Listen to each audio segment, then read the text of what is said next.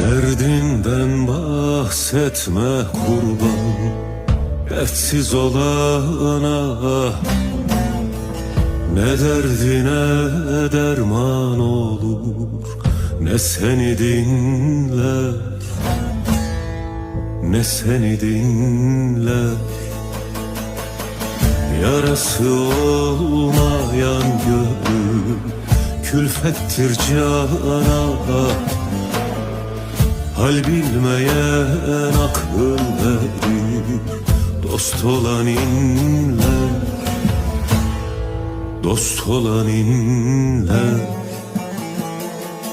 Yarası olmayan gönül külfettir cana.